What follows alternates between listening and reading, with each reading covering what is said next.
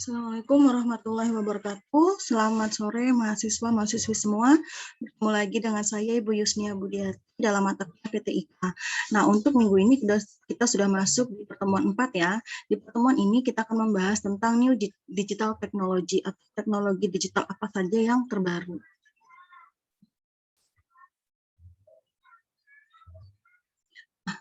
Yang pertama, kita akan membahas tentang big data.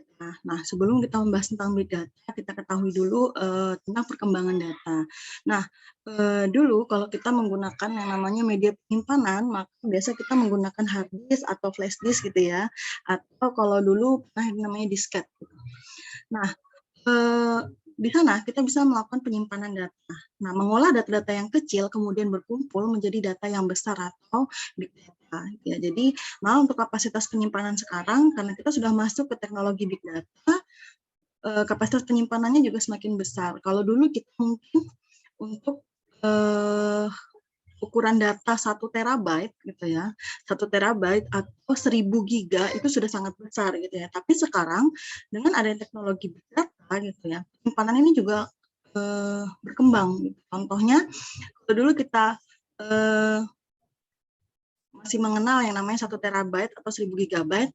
Nah, ada lagi yang namanya 1000 terabyte. Nah, untuk yang 1000 terabyte ini kita sebutnya petabyte ya. Sedangkan yang 1000 petabyte kita menyebutnya 1 exabyte gitu ya. Jadi semakin besar seiring berkembangnya teknologi, maka kapasitas penyimpanan pun semakin besar. Nah, kenapa? Karena tadi, karena teknologi big data itu nggak bisa dihandle oleh media penyimpanan yang kecil gitu ya, teman-teman. Nah, ini untuk perkembangan data tadi. Nah, berikutnya bagaimana gambaran dari big data ya. Nah, gambaran umum dari big data seperti ini. Jadi yang pertama kita mengenal yang namanya data gitu ya. Data itu diolah menjadi informasi, di mana informasi dan data ini menjadi knowledge atau pengetahuan, di mana pengetahuan ini sebagai dasar dalam pengambilan keputusan atau decision. Ya, ini gambaran umum dari big data. Jadi pertama dari data diolah menjadi informasi, data dan informasi ini diolah menjadi pengetahuan, gitu ya. Nah, pengetahuan ini nanti digunakan untuk pengambilan keputusan. Ini gambaran dari big data.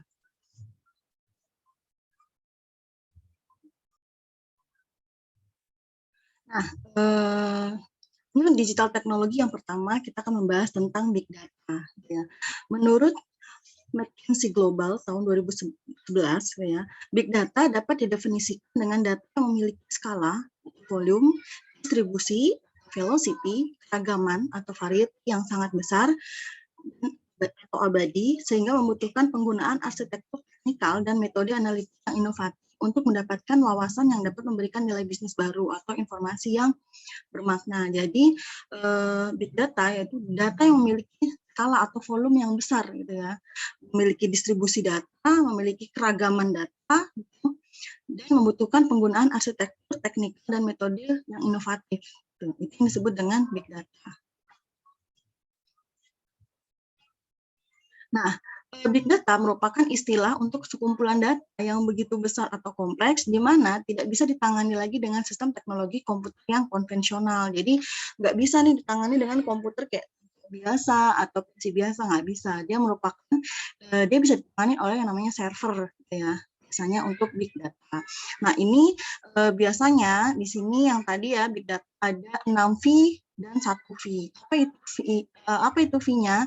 Pertama tadi velocity yaitu kecepatan data yang dibuat atau yang dialirkan, lalu veracity analisis yang dilakukan pada data ya, di mana berfungsi untuk meningkatkan akurasi dari data itu sendiri, lalu value yaitu data yang memiliki nilai guna, lalu variability yaitu perubahan data selama pemrosesan dan life cycle-nya, lalu volume yaitu jumlah data yang dihasilkan dalam ukuran tadi ya, petabyte, exabyte ya. Lalu data yang masuk dalam berbagai format struktur, semi terstruktur dan tidak terstruktur. Jadi ini 6 V ya, 6 V. Nah, 1 V-nya adalah visualisasi data sendiri. Nah, big data gitu. Jadi V tadi bisa berkembang seiring berkembangnya big data tadi. Kalau awalnya masih 6 V plus 1 V atau 7 V, bisa berkembang menjadi 10 V. Misalkan bertambah validity-nya atau kualitas datanya, lalu menu-nya, ya, data heterogennya, jadi kumpulan datanya, lalu vocabulary, ya, model data, semantik, menggambarkan struktur data, regiones, yaitu teka-teki terhadap meaning dari big data dan tools yang digunakan. Jadi seiring berkembangnya teknologi big data, maka V ini juga akan berkembang, bisa jadi nanti lebih dari 10 V gitu ya. Nah, di teknologi big data ada 2 proses. Yang pertama, batch processing digunakan untuk menganalisis data yang sudah atau data akhir gitu ya pada suatu waktu tertentu. Lalu streaming proses digunakan untuk menganalisis data yang terus-menerus terupdate seperti setiap waktu ya. Data in motion contohnya kalau misalkan batch processing ini kayak dia datanya ini sudah ada gitu ya. Dia tidak berubah gitu. Sedangkan kalau streaming processing ini datanya terus berubah. Contohnya kayak misalkan sekarang ada yang namanya teknologi pasar saham gitu ya. Karena namanya pasar saham itu kan data saham selalu berubah setiap waktu. Nah, biasanya pada teknologi big datanya dia menggunakan streaming processing ya. Nah, ini gambar dari teknologi batch dan streaming processing dari big data gitu ya. Nah, itu digital teknologi yang kedua, kita akan membahas tentang artificial intelligence atau kecerdasan buatan ya. Nah, mengapa kita memerlukan AI ya, atau artificial intelligence ya? Yang pertama alasannya adalah hampir semua permasalahan dipecahkan dengan bantuan komputer. Yang kedua, masalah ini semakin kompleks dan tidak mungkin manual lagi. Masalah suatu misalkan perusahaan gini, masalahnya akan semakin kompleks karena penggunanya akan semakin banyak. Maka tidak bisa kita buatkan sistem yang manual lagi gitu ya. Lalu yang ketiga, tidak ada keterbatasan hardware gitu ya. Karena semuanya sudah teknologi computing misalkan menggunakan komputer one gitu ya, komputer hanya penyimpanan data offline gitu ya. Berikutnya adalah keinginan manusia, di mana keinginan kita sebagai manusia adalah komputer itu bisa bertindak seperti kita, seperti manusia. Gitu ya. Kayak contohnya teknologi kiriman email gitu. Kalau dulu yang ngirim email adalah manusia, Pak Pos gitu. Kalau sekarang ya nggak perlu, kita sudah buatkan yang namanya teknologi email gitu. Jadi pada saat kita mengirim surat, ya kita tinggal menggunakan sistem online gitu ya. Jadi sudah nggak tergantar surat lagi gitu ya. Tadi gimana caranya supaya suatu teknologi itu bisa menggantikan manusia. Ya.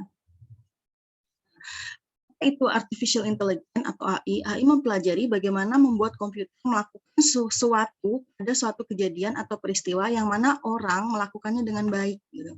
Jadi ya tadi kayak misalkan email, gimana caranya kita ngirim email ke 2 tempat, atau ke 3 tempat, atau ke 10 tempat pada waktu yang bersamaan, di mana yang kita kalau kita suruh mengirim surat gitu ya, nggak mungkin melakukan pengiriman sebanyak 10 surat sekaligus dalam waktu yang bersamaan. Nah, itu bagaimana akhirnya teknologi email itu diciptakan gitu ya. Nah, ini tadi bagaimana membuat komputer melakukan suatu kejadian atau peristiwa gitu ya, di mana biasanya orang yang melakukannya gitu.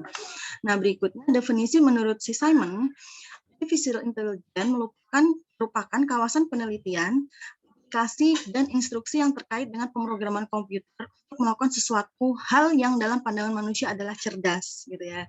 Tadi kayak mengirim email, kita yang mengirim dalam 10 lokasi yang berbeda gitu kan.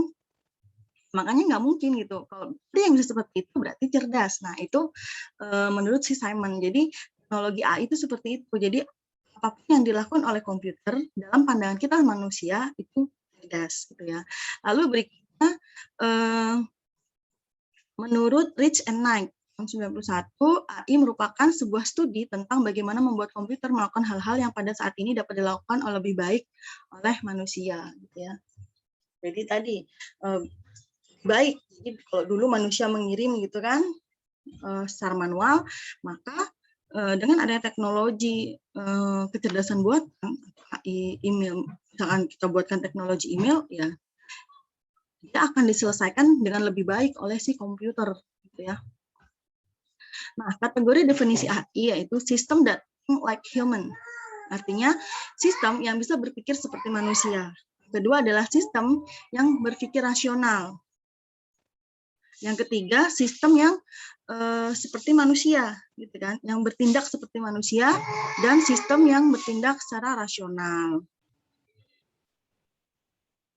Nah, ini kategori dari definisi artificial intelligence ya, bagaimana sistem dapat berpikir seperti manusia, dapat berpikir secara rasional, dapat bertindak seperti manusia, dan dapat bertindak secara rasional. Nah, berpikir manusia, bagaimana sistem berpikir manusiawi, yaitu otomatisasi aktivitas-aktivitas yang terkait dengan pikiran manusia, yaitu aktivitas-aktivitas seperti aktivitas pengambilan keputusan, pemecahan masalah, belajar, dan lain-lain. Jadi, gimana artificial intelligence ini dapat melakukan aktivitas pengambilan keputusan. Misalkan kita bikin sistem pengambil keputusan, misalkan kita merancang sebuah artificial intelligence sistem pakar atau expert system. Expert system untuk apa misalkan? Expert system untuk diagnosis penyakit COVID misalkan. Nah, apa pengambilan keputusannya? Yaitu kita sebagai manusia sakit, ya, gimana caranya kita tidak perlu melakukan kunjungan ke dokter misalkan. Perlu melakukan kunjungan ke dokter, kita buka aplikasi gitu ya, di mana ketika kita masukkan gejala-gejala yang kita rasakan, maka nanti komputer akan memberikan keputusan bahwa Anda apakah sakit COVID atau tidak. Jangan seperti itu namanya expert system. Jadi bagaimana si komputer atau aplikasi yang kita buat itu melakukan pengambilan keputusan. Kedua, bagaimana berpikir secara rasional, yaitu tentang komputasi yang memungkinkan untuk memahami, menalar, dan bertindak. Jadi, apakah pada sistem tadi ya, sistem gitu ya, sistem pakar diagnosis penyakit COVID. Ketika kita menginputkan gejala demam, apakah otomatis akan didiagnosa sebagai COVID? Harusnya tidak gitu. Jadi bagaimana komputer ini dapat berpikir secara rasional? Oh, kalau misalkan nanti dia akan menanyakan gejala lanjutannya setelah demam. Oh, dia akan kamu menginputkan demam. Oke, saya demam. Berikutnya komputer akan menanyakan gejala berikutnya, gejala yang lain. Supaya apa? Supaya tadi dia bisa berpikir rasional dan benar dalam melakukan pengambilan keputusan. Jadi kalau misalkan, oh demam, apakah penciuman Anda hilang gitu ya? Iya, maka akan didiagnosa COVID. Jika tidak hilang, maka akan didiagnosa penyakit yang lain seperti itu. Jadi bagaimana artificial intelligence ini komputer dapat berpikir secara rasional.